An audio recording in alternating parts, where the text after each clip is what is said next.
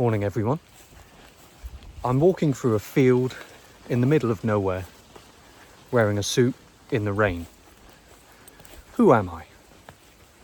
And the clue is, I'm not a member of the local gentry. See if you can guess in a minute.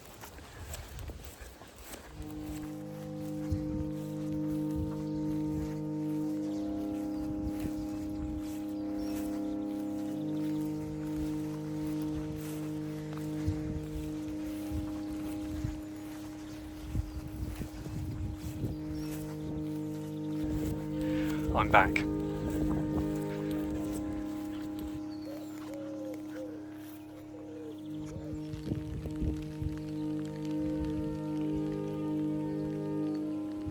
Here I am, in the glorious splendour of St. Mary's Churchyard in Alfrediston.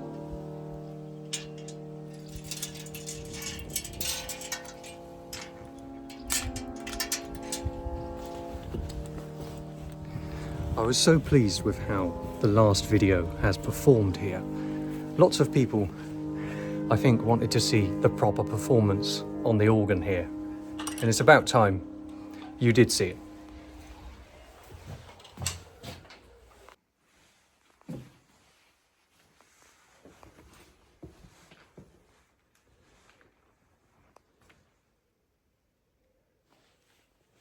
This time the door is open, and I love the way that the outside intermingles with the piece inside here.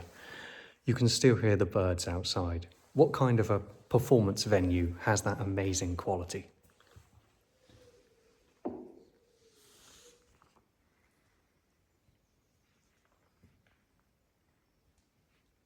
And you know, I've come straight in here without my equipment because, first things first, need to check I'm in the place alone.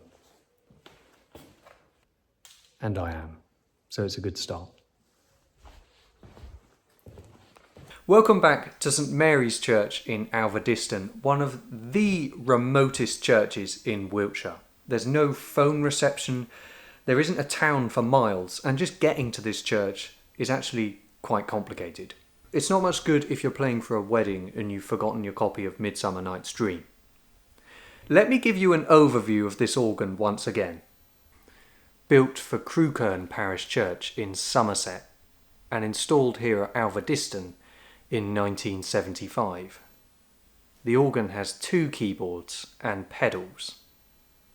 You can see all of the pipes just behind that lovely modern facade there. Also notice that this organ is on wheels, so it can be moved around.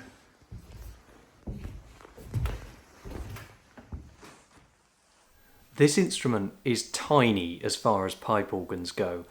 You wouldn't believe that I actually had to bring earplugs while I was playing. I don't know how Richard, the normal organist of the church, gets on with it, but the pipes are blasting right in your face, and I really think, personally, it would have given me hearing damage had I not had the earplugs.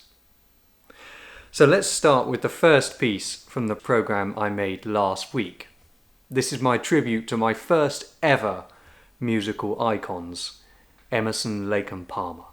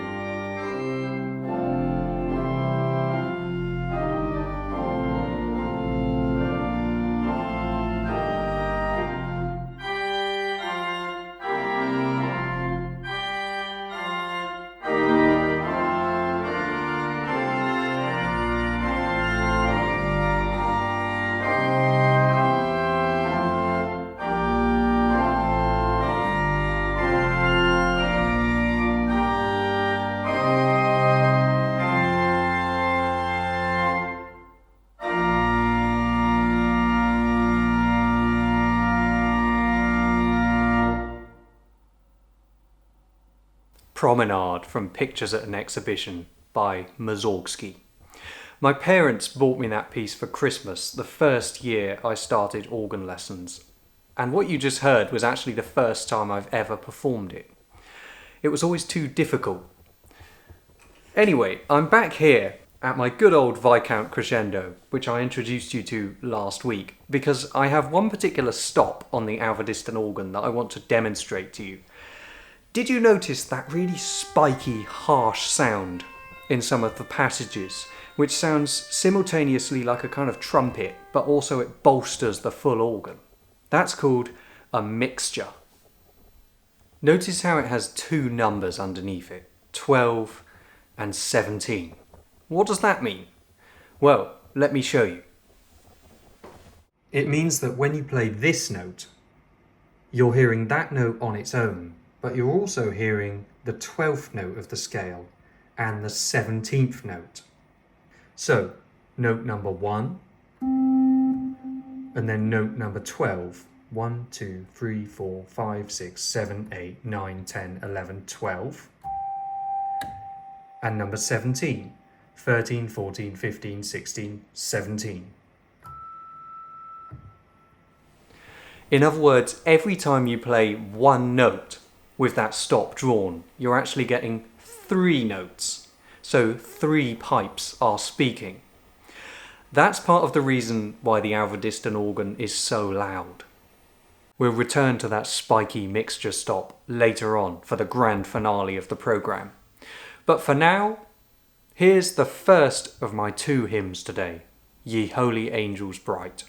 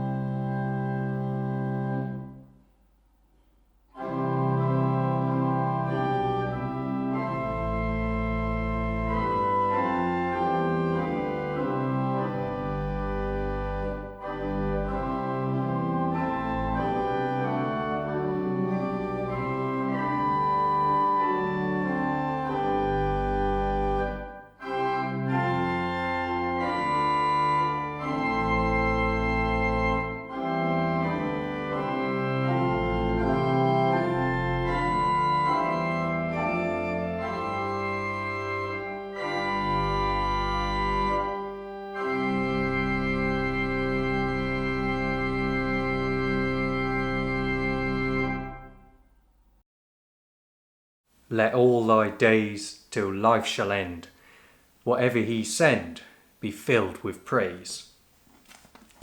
That was the hymn tune which accompanied the official recording of Sir Anthony Eden's funeral service here at St Mary's, Alvadistan. He died in 1977, and at that time he was the last surviving member of Churchill's war cabinet. Anthony Eden had served as Winston Churchill's deputy for nearly 15 years, and he went on to succeed him as Prime Minister in 1955. When he retired, he moved to Broadchalk, which is a village I introduced to you a couple of weeks ago because it was that splendid place where I first tested out my drone. After that, Eden, or the Earl of Avon as he was known, moved to Alverdiston Manor, where he kept a large herd of Hereford cattle. Now, for my next piece, I took as inspiration one of the organ stops at Alverdiston. You must always consider the instrument you're playing when you choose the music. It's really easy to choose. That's the postman. It's really easy to choose the wrong music for church organs. Many cathedral organs can play all different kinds of music, but in village churches, it really depends what you've got. You might have a good flute sound, a good mixture sound like we do at Alverdiston, or some stringy sounds, but you should always consider the instrument you've got when you're choosing music.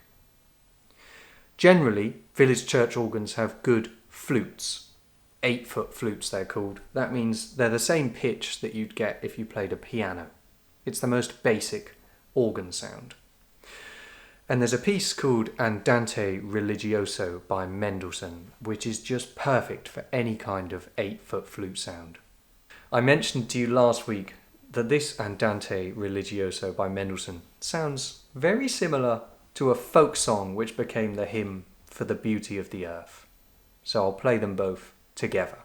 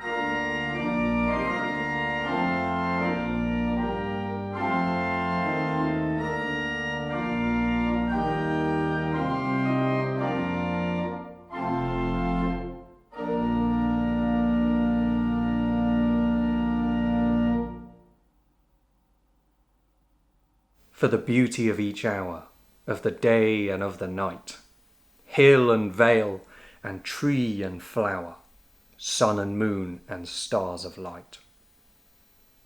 The tune England's Lane, and could there be a better place to perform it than St Mary's Church in Alverdiston?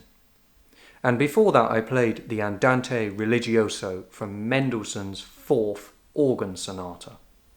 Now, Mendelssohn was hugely inspired by a giant of classical music, Johann Sebastian Bach, who came before him. And that is the reason why the next piece I'm about to play was the opener from my Oxford Finals recital when I was a student. I've just been upstairs to try and find the programme from my recital to show you, but I couldn't find it. But I did find this letter that I had published in the Daily Telegraph at the time. Sir, as a child I was never told off by my parents for holding a knife in my left hand, despite being right-handed. During the Christmas formal dinner in my first year at Oxford, I attempted to cut a sprout and watched with horror as it flew from my plate and slid down the gown of the professor next to me. Fortunately, he was too drunk to notice, but I learnt my lesson. And after that brief intermission, my final piece from today's recital is Bach's Pièce d'Orgue. This is in 3 sections. It's a lengthy piece. The first one sounds just like birdsong with a twinkly flute sound. The second section is expansive and grand. And there's a final climactic toccata-like passage, which is amazing and uses that brilliant mixture stop for the final time. I have a surprise for you after this performance. But in the meantime, here's Bach's Pièce d'Orgue.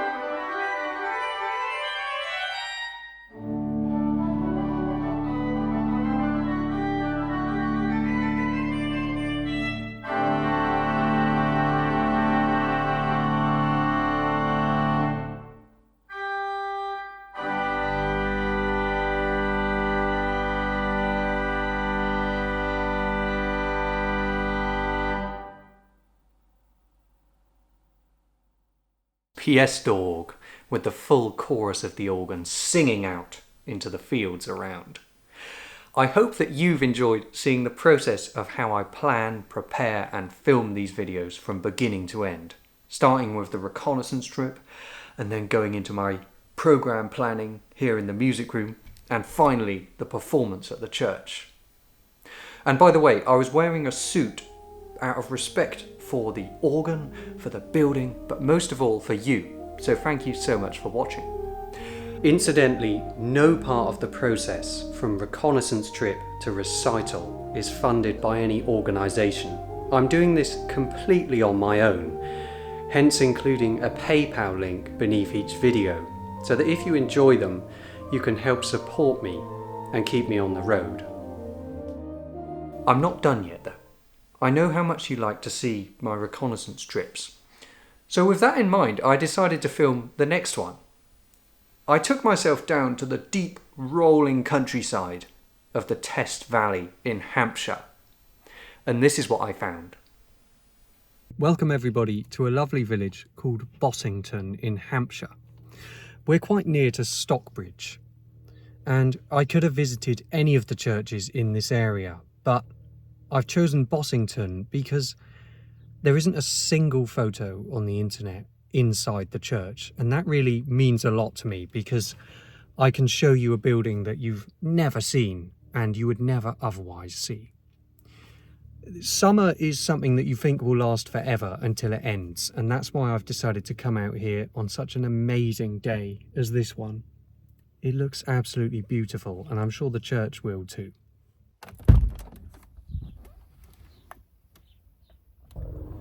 I absolutely love coming to the churches that nobody knows about. But from my Google Maps research, there is a spectacular view of the church from this footpath here. And things are already looking magnificent.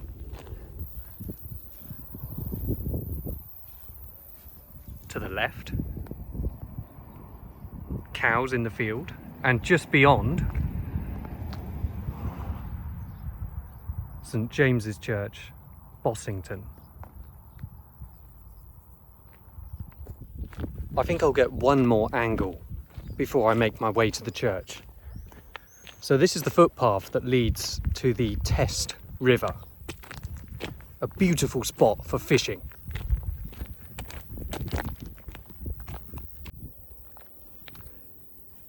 Look at it shining in the sun. The church might even be locked. I might have to get hold of a key to get inside. But all of this gives me a sense of what kind of building it is, and more importantly, what kind of music I can play in there when I eventually do, hopefully next week. It's really fun because you can become part of the process. First time I've seen the church, first time you've seen it.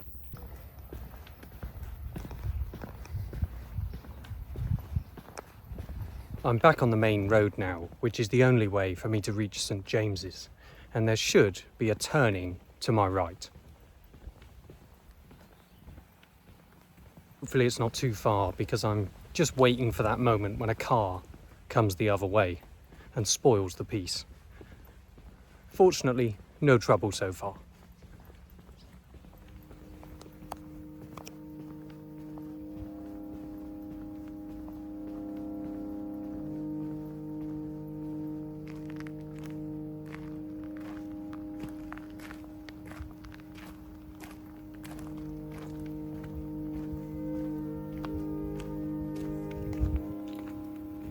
This definitely has to be one of the most scenic approaches to a church that I've ever seen.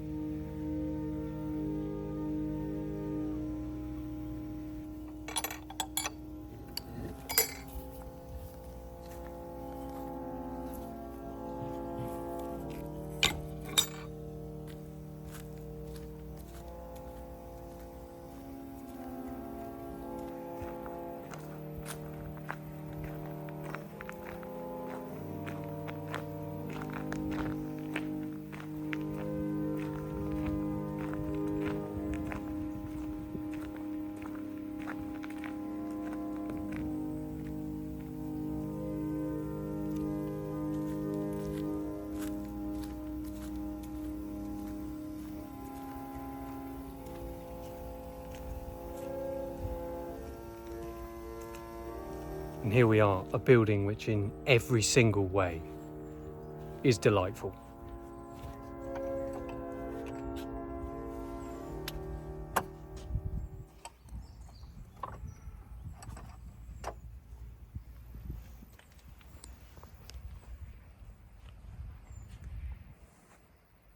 And it's so tiny that the entire church fits within my wide-angle lens. Now that is a first.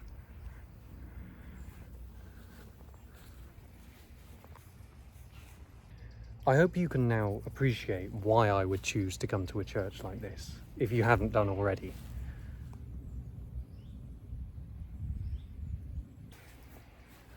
Now, a word of warning. This church may be locked. I'm not going to be disappointed, it's all part of the process. But there's certainly no harm in trying.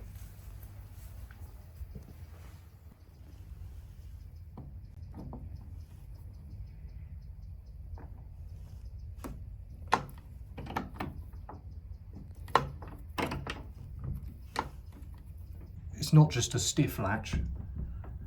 I think the issue is because these kinds of churches are so remote, it is safest to keep them locked. If I'd asked to come and visit, things become quite formal. It's much more fun for me to see the church completely relaxed, because then you see what I've seen for the very first time. And I guess it keeps the suspense for all of us, doesn't it? I'm sure there is a gorgeous interior waiting for us. And you know, there might even be a pipe organ. Unfortunately, I've brought with me some snacks, so this certainly isn't a wasted trip in any way. In fact, I think this is where I'll be sat. I must say I'm feeling quite content as I am. I hope you are too. What a place to spend your time. I'll certainly be back here. I have some news for you. I've managed to purchase a folding caravan.